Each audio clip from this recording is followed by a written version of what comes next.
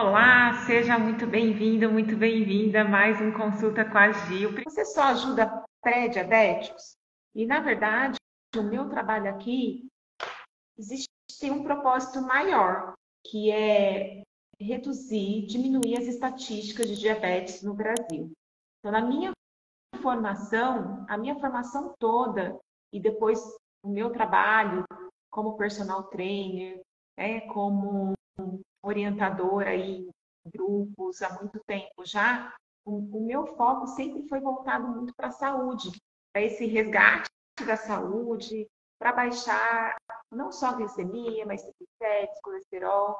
E eu tive um resultado muito grande, até com a minha família, né, com a minha mãe, com alunos, com relação à glicemia. E não dá para a gente abraçar tudo, né? Eu resolvi colocar o foco porque a gente tem muitos casos de diabetes no Brasil e estima-se 40 milhões de pré-diabéticos. E o pré-diabetes, ele não é a doença ainda, é quando a glicemia ela tá, não é, não está dentro da faixa do diabetes ainda, mas ela está alterada. Então, o normal é até 99. O pré-diabético, ele está de 100 a 125. E eu escolhi trabalhar mais com esse público. Mas se você é uma pessoa que tem histórico de pré-diabetes na família, de diabetes na família, e quer prevenir, mesmo que a sua glicemia esteja dentro do normal, mas você quer prevenir, você quer ficar longe da doença, você aqui é o lugar certo. Tá? Tudo que eu ensino aqui vai ajudar você a prevenir o diabetes. Se você está pré-diabetes, maravilha, vou te ajudar a baixar para os níveis normais essa glicemia e manter com mais tranquilidade, sem precisar de remédio. E se você já passou do 125, já está na faixa do diabetes, mas ainda não é dependente de insulina, ou você está tomando remédio, ou você de repente até toma insulina. Tem muita gente que toma insulina sem prescrição médica. Gente, não façam isso. Você desregula o seu corpo completamente.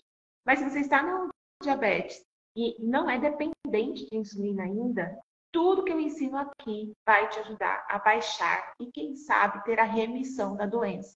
Ou seja, você conseguir se manter nos níveis normais de glicemia sem remédio, né? E aí a gente fala em remissão da doença. Tá? Então, não é só para pré-diabéticos, é para quem quer prevenir, para pré-diabéticos e para diabéticos que estão no comecinho da doença e ainda não são dependentes de insulina. Gi, coloquei alface e cenoura no meu cachorro quente, está certo? Certíssimo. Muito bem. Não coloca muito pouquinho alface não, né? Pode dar uma caprichada no alface aí no cachorro quente, que ele fica mais saudável, né? Ele fica melhor aí para não dar pico de açúcar no sangue. Resistência insulínica, que é a mesma coisa que pré-diabetes. A pessoa que tem pré-diabetes, provavelmente ela tem resistência à insulina. A resistência à insulina leva ao pré-diabetes e diabetes se não cuidada. Gente, a resistência à insulina é o seguinte: o pâncreas, ele funciona, ele produz a insulina, mas a insulina não consegue fazer o trabalho dela porque tem alguma coisa ali segurando ela, né? Criando essa resistência. Uma das coisas que mais cria resistência à insulina é a gordura no corpo. A pessoa que tem mais células de gordura, ela tem a tendência a ter mais resistência à insulina. Mesmo as pessoas que estão dentro do peso, ou às vezes até abaixo do peso, pode ter essa resistência à insulina por conta da gordura corporal. Não quer dizer que uma pessoa que está abaixo do peso ou dentro do peso não esteja gorda, né? A gente chama de falsos magros. E aí também tem outras questões como a síndrome do ovário policístico, que também causa resistência à insulina. Alguns medicamentos podem causar resistência à insulina. Não vou falar aqui os nomes porque, né, não tenho aqui de cabeça exatamente, não vou falar besteira, mas eu sei que alguns medicamentos podem causar. Então, a alimentação ela ajuda bastante, depende do que você come, quanto você come, como. A pessoa que não tem vesícula, por exemplo, ela tem que evitar comer muita fibra. Então, se você exagera nas fibras, come tudo integral, arroz integral, pão integral, muita verdura, muitos legumes com casca, a gente tem que tomar cuidado, né? Muitas frutas com muitas fibras. A gente tem que ir um pouquinho mais suave aí nas fibras para que você consiga ter um metabolismo mais eficiente, tá? A partir de qual momento é preciso usar insulina? Quando o pâncreas não funciona mais ou funciona muito pouquinho, né? E aí ele não consegue produzir a quantidade de insulina suficiente para remover o açúcar do sangue. Mas o médico vai te dizer. Geralmente essa pessoa ela já tem uns episódios de glicemia 500, 400, né? Então pode ser que esse pâncreas ele já está muito judiado, ele está funcionando muito pouquinho e aí a pessoa pode se tornar dependente de insulina. Qual é a diferença glicemia de jejum para glicemia? Na verdade, glicemia significa açúcar no sangue, que é gli, né? O mi ali é de sangue e o gli é de glicose. Então, glicemia é açúcar no sangue. A glicemia de jejum é a quantidade de açúcar no sangue que tem depois que você fica algumas horas sem se alimentar. E aí a pessoa pode estar a 6 horas de jejum, a 8 horas de jejum, a 12 horas de jejum. A glicemia ela vai mudar. Se for 6 horas de jejum, pode dar uma glicemia.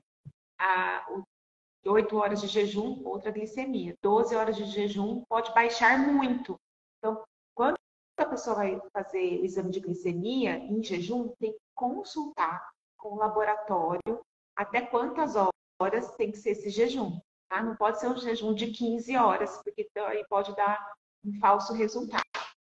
Olha só, ele está dizendo aqui que o café da manhã é ovos mexidos, pão integral, café preto. E por que ela consegue controlar a glicemia com esse café da manhã? Porque ela tem aí proteína do ovo, gordura do ovo, carboidrato do pão e as fibras. Quando a gente consegue fazer essa refeição mais completa com proteína, carboidrato, fibra e gordura, você não tem pico de açúcar no sangue, aí o seu pâncreas não precisa trabalhar feito doido. Esse açúcar no sangue, esse açúcar que vem dessa alimentação, dessa refeição, ele cai devagarinho no seu sangue e aí o seu corpo consegue, sem muito esforço, tirar esse açúcar do sangue e jogar para a célula. Tá? Mas é importante lembrar que não é só alimentação. Tá? A gente tem que ver também atividade física, sono, descanso, controle emocional, tá? Tudo aí redondinho para esse metabolismo funcionar bem. Quem tem diabetes tipo 2 tem que tirar todo o açúcar? Não, Gilza, não precisa tirar todo o açúcar, nem deve fazer isso, tá? O nosso corpo ele precisa de açúcar.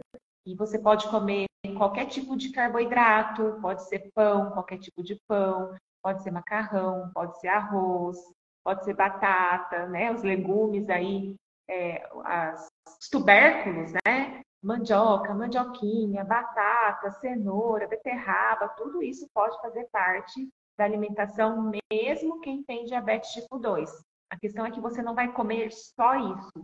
E você também não pode comer muito disso. Tá? A gente tem que estar sempre combinando esses alimentos com outros nutrientes, com carne, com ovos, com verduras, legumes, com frutas, com feijões, né, com grãos, para que essa refeição ela fique com baixo índice glicêmico, ou seja, o açúcar cai devagarinho lá no sangue, aí não dá pico de açúcar no sangue.